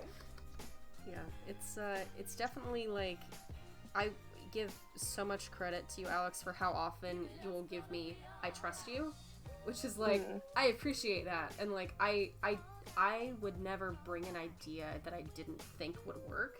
So like it's not as if it's unfounded trust, but at the same time it's like, for you, especially at the beginning of this project, like you didn't know if it was gonna work out long term, or especially in like I remember the conversation that we had when you were in Raleigh about the attribute cards and whether or not they would have like, whether or not the art for these attribute cards, which for anybody who doesn't know, they are basically they're value cards for your stats. They come in 1, 2, or 3.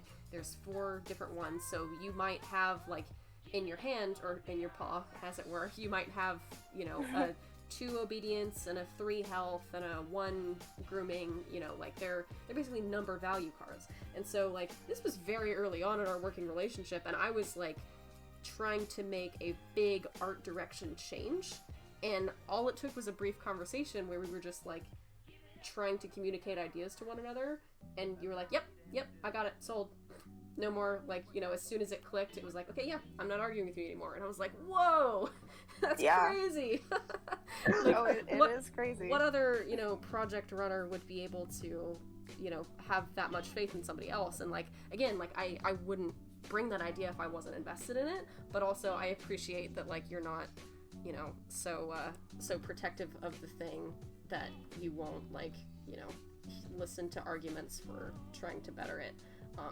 Because like I've definitely like I am, obviously I've worked in plenty of teams, and on my good days it's not like I'm that clingy over stuff, but I also do a lot of solo projects because I really enjoy being able to make all the decisions and not have to argue with people about them.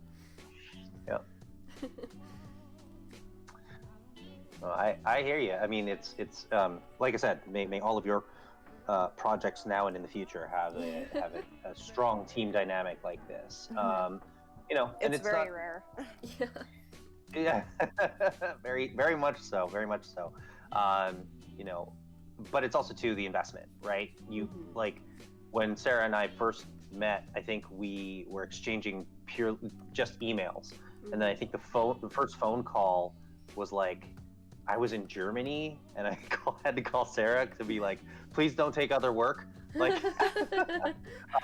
Like as soon as I get back to America, like you'll have a contract, you know what I mean? And so, you know, just being able to start that and invest the time in one another as teammates and you know as partners in this project has been it just pays off in huge dividends, huge dividends in terms of you know being able to say here's what it is that I need and here's why it's right for the customer, why it's right for the player of the game essentially, and kind of keeping that as your core ethos, you know, art direction wise, you know, board game design wise, and then visual design wise, right? So yeah, it's been good. Yeah, that's one thing that I think makes this a little bit easier is that like I mean I know Kiki is this way and I try to be this way, and Alex, now I know that you are this way, is like always keeping the customer in mind or the player, like who's going to be looking at this piece. Like that's why we jump through all those hoops of like making sure that it reads in every language, and also that it, you know, it brings you into the world of a dog while also speaking to the people that we're, you know, making this game for. Like I've always held this opinion about art, and some artists that I know would disagree, but like, you know, a lot of people talk about art being self-expression, and I'm like, that's great, but when I want to self-express, I keep a journal. When I want to connect with another human being, I do an illustration. Like they're two very different things. You know, we are always trying to communicate in everything we do to the people that the game is for. And so that makes these conversations a lot easier, where it's like it's just a yes or no question. Does this make it easier for the players? If the answer is yes, do it. If the answer is no, come up with a different solution.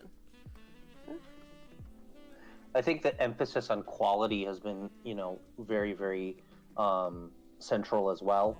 I don't think that any of us would have been happy on this project if we weren't focused on quality of the game experience, the art experience, you know, the design element experience. I know, like from a game design perspective, that we've done well.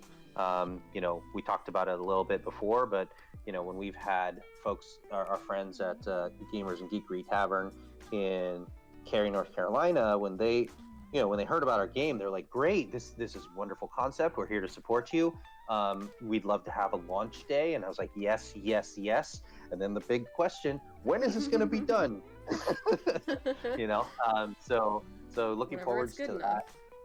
Yeah, exactly, right. When it's good, when it's got that quality, and I think we're heavily emphasizing that for all aspects of this project, right? So yeah, lots goes into it. I am remiss, team. I forgot to give you a 30-minute warning. We are at a 17-minute warning. Oh so my gosh. yeah, just so you know. I know we went over a little bit last time, but just, you know, want to be also too, of course, respectful of your time. You know, I think as we head in, so you know, Sarah, where are we with this illustration? Kiki, what do you see for, like, you know, kind of this design, and you know, how's it going to go? Where does it go from here, from what our viewers are seeing? Well, I think with this illustration, I'm gonna do a little bit of, I think we're just about done with the base render where I put the texturing and such in. I need to do some, like, global shadows, because I've lost a little bit of that, a little bit of the form of the entire dog, and the piece is looking a little bit flat, which tends to happen when I, like, zoom in and start doing the, you know, the detailing. So I just need to do a little bit of form stuff. I'm going to put a little bit of blur on that background of the window, and then it'll be done, and it'll be Kiki's job to make it look good.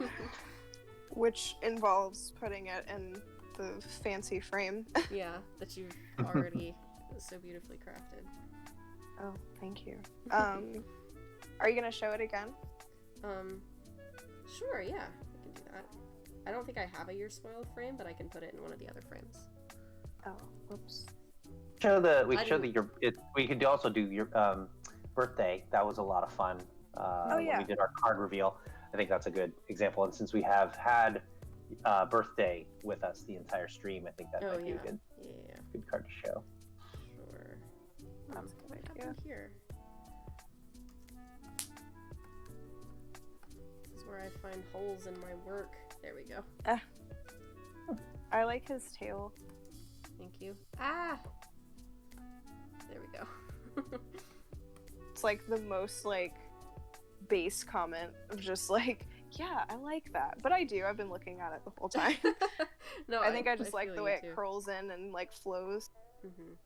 Yeah, I think I mentioned last stream, like painting the palm is always a gamble because I really love doing the flowy fur like that, but it is pretty easy to mess up. Is it easy to mess up because you can make it muddy, or because you go overboard and add too much?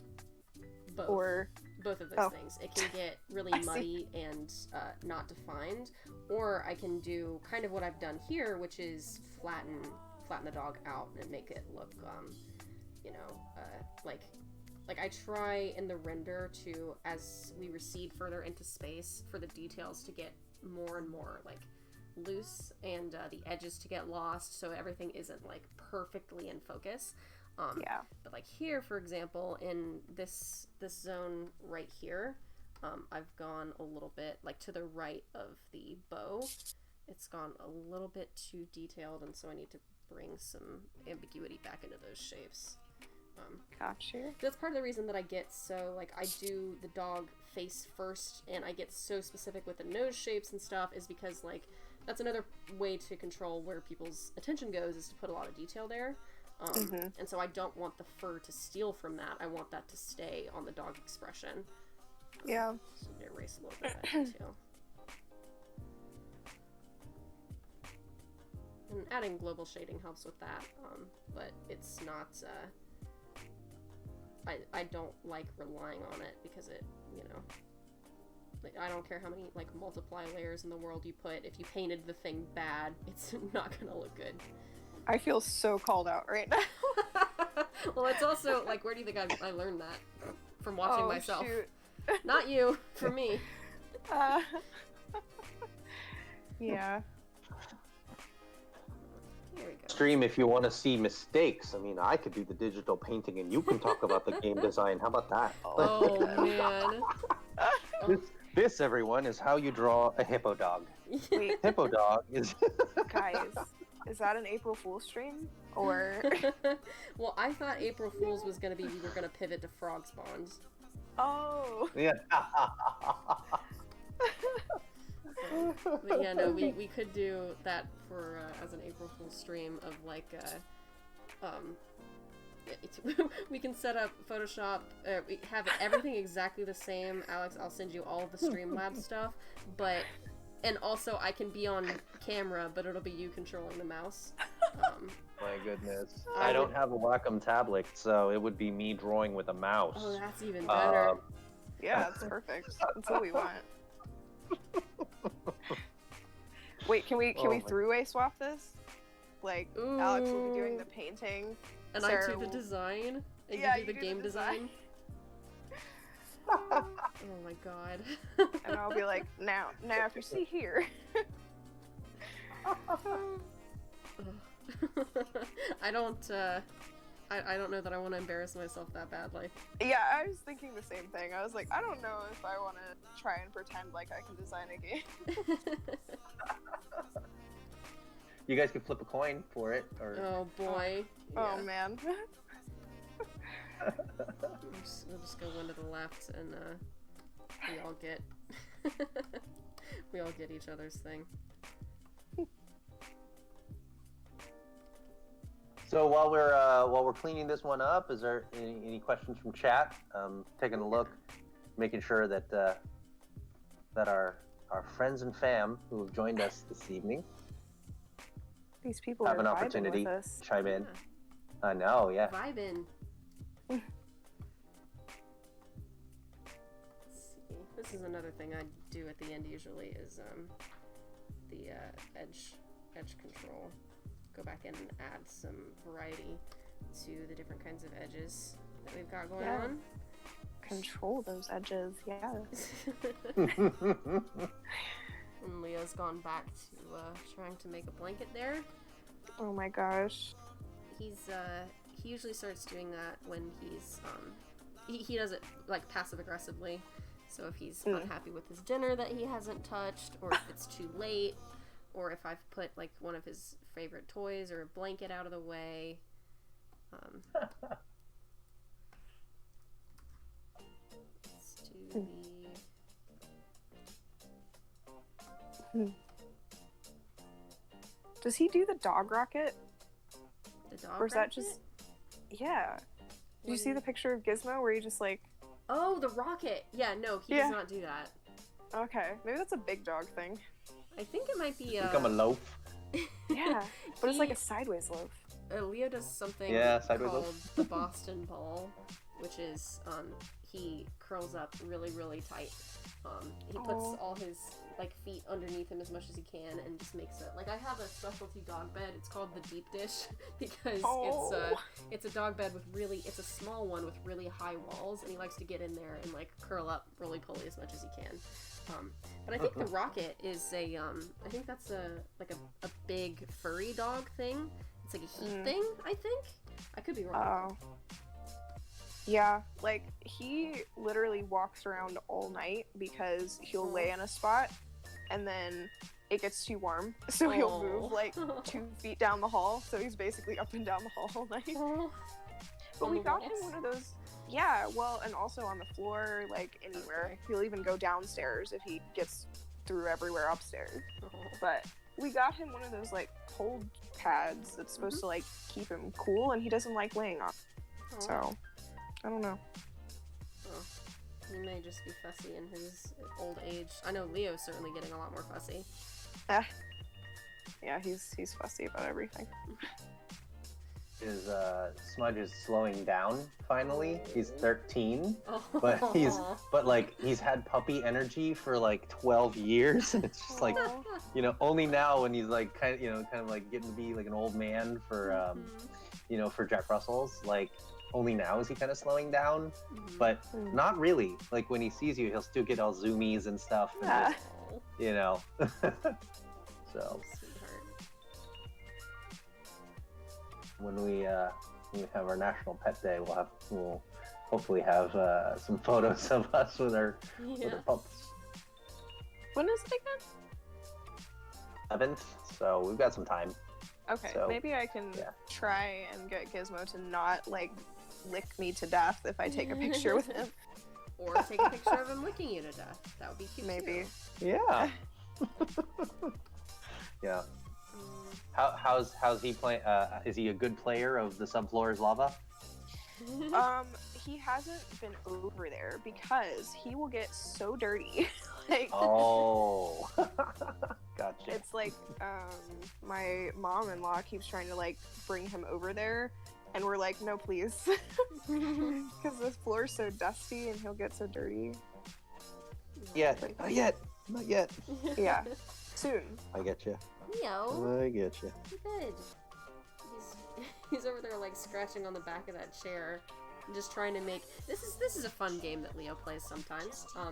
When I'm not paying attention to him, he knows that if he just comes up here and like paws at me, I'll just tell him to wait. But if he finds an object that he can paw on that I don't immediately recognize the noise of, I'll panic because I think he's getting into something, and like. So he will, if he's as impatient as he gets, he will like go all around the house trying to find weird things to paw on to make noise to get my attention. That's pretty funny. pretty smart too. Yeah, he's got me very well trained. All right, I think we're done. What do you think? I think it looks great. Pleased. The eyes just, I mean, it's so great like to see the life in the image, coming through. No, I love this stuff. This is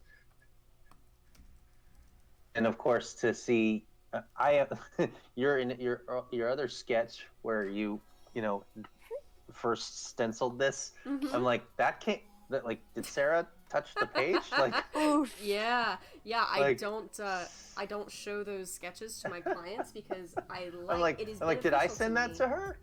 I don't remember doing that. Yeah, it is beneficial to me to maintain the illusion that I can draw for my clients. So I do not show them my original sketches. Oh my gosh. But It's amazing what you can do. Look at that! Look at so it! Cute. Oh, it's super cute. There we go. There's another event card. Down the hatch, we got that's 2 that we've completed on stream now. Ooh. Awesome. Actually 3, because we did play bow, even though I ended up redoing a lot of that card after the stream was over. Yeah. I like it. Great. I didn't test this one in a frame. I do that sometimes if I'm afraid that some of the elements are gonna like intersect in weird ways, which I was with this one, but it turned out just fine. Perfect. Awesome. Wow, we've got 5 minutes. We're 5 minutes under. Heck yeah. Woo! Oh, wow. So, yeah, we're doing. This is great. So, question that I have is, from start to finish, right? How long does it take take you through the process? Because I know we've talked a lot about all the way from like the concept through the reference finding and posing all the way through start to finish. So, time it takes. It's usually I like budgeting 5 hours. With this last batch, we were right at 4 hours and about 10 minutes, pretty much on average. That's including all my reference gathering, that's including the sketches. It really varies. That's the reason I say we did it on average, is because, Alex, you know this, but the audience might not, that I like to work in batches, especially with stuff like this. Like, we have a lot of event cards to get through, dozens and dozens of them, so I like picking out a batch of them and saying like, okay, I'm gonna do all of the composition thumbnails, I'm gonna do all of the reference gathering, all of that stuff, like just go through and do it all in one big go. So some sketches take a lot longer, like this one took basically no time at all, but something like Spilled Garbage took a long time because I had to do a lot of iterations. So yeah, on average, they stay under 5 hours, piece by piece. I think the longest one I've done so far is the, it depends on how you count it. It was the Diptych card backs that we did. That was kind of 2 illustrations in one. All told, that one took me about 14 hours, but individually it was 7. Yeah. Yep. Are you putting a mask on him right now? I am. I see. We've got Indeed-o. some time to kill. Yeah. Yeah. Yeah. No, this is incredible, Sarah. Really, Thank you. really fun to watch. Yeah. So I guess I'll soak up the last 5 minutes.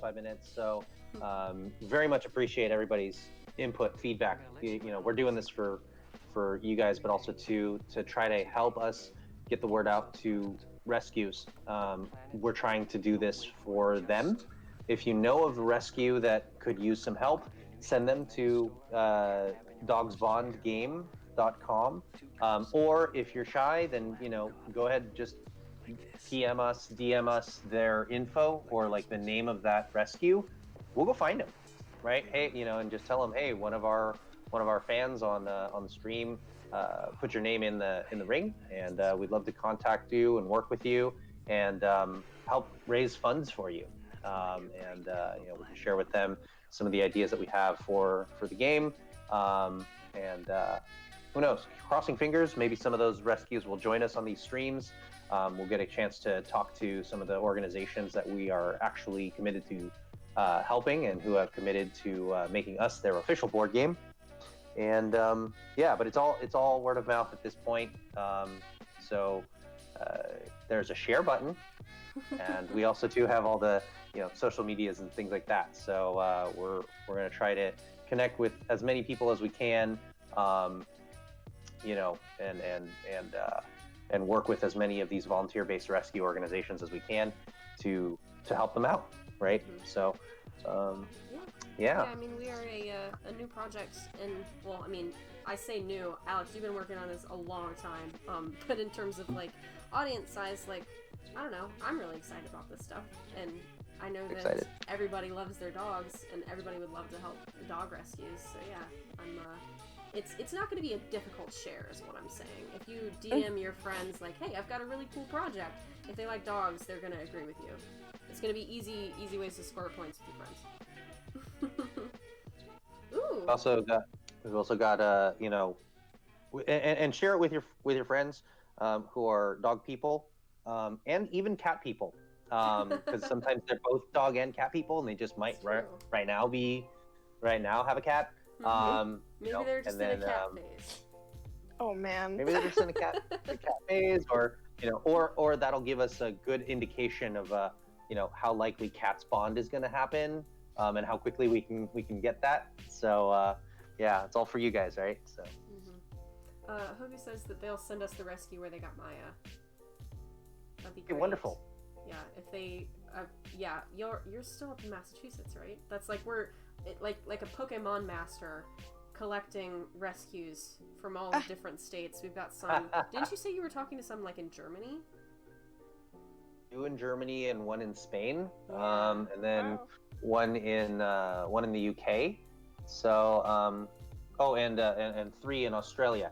So yeah, if you're watching this after we're live and you're in you're in a country not US, we're still coming for you. We're still eager to help you out, and support the great work that a lot of these folks are doing, you know, as part of the rescue work and as part of their volunteer hours and time.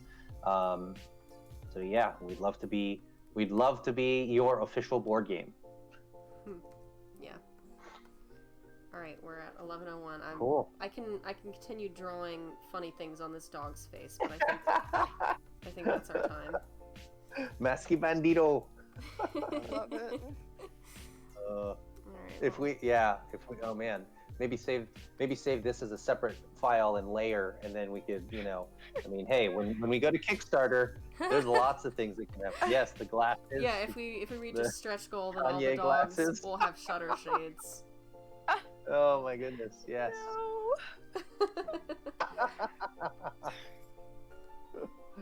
Oh man. I feel like I don't expressly veto many things, but shutter shades is at the top of that list.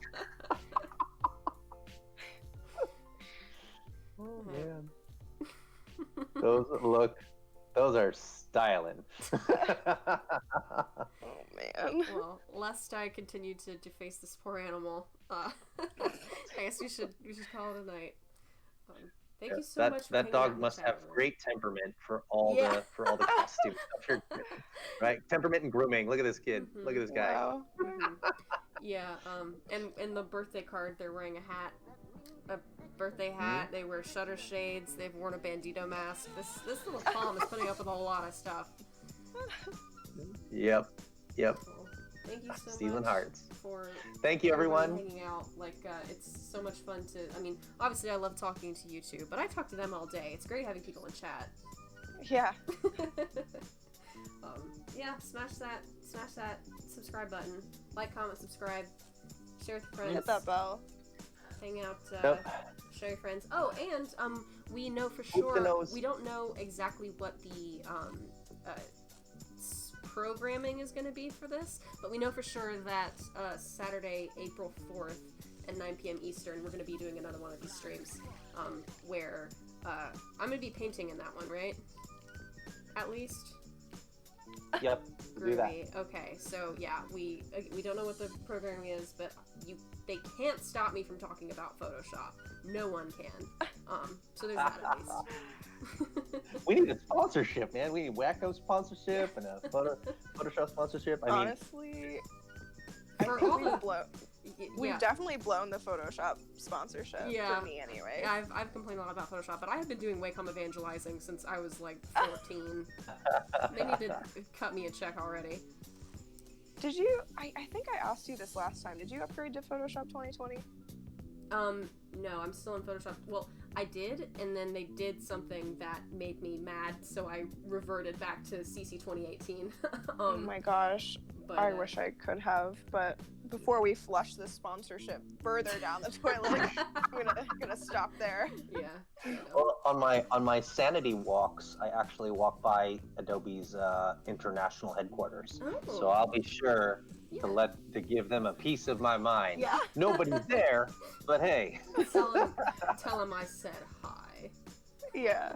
Leave them a letter at the door that says, "Thank you for making your product." Yeah. Leave them a letter at the door. It says, Sarah's tool presets are gone, and she's never going to forget this. Yeah.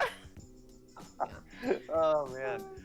You know what? I mean, I've done that with Photoshop, with PowerPoint for sure. Like, my hotkey, where are my hotkeys? Where's my smart art? Like, why would you? Yeah. Mm-hmm. Who moved my cheese? Mm-hmm. Yeah. Well, if we don't shut the stream down, I'm just gonna go on another like hour and a half rant worth of Photoshop complaining. So. Oh man, I stopped myself. I literally never do surveys, but they sent me an email like, "Hey, what do you think of Photoshop?" And they're like, "This is gonna take you 30 minutes to complete," and I did the whole thing. Mm-hmm. Oh yeah, I also sent them, whenever I get those surveys, I send them a lot of my thoughts, and I got invited to be one of the, like, they would pay you like $45 to do like basically for them to watch you work and ask you questions about like what tools you use and stuff. And I missed I thought it was just an automated email from Adobe, because it had the official Adobe branding and an official Adobe thing, and I wasn't looking out for personal communication from them, so I missed it. But like after the date, I was like, no, please let me get on the phone with you. I have so many thoughts about this. Yeah.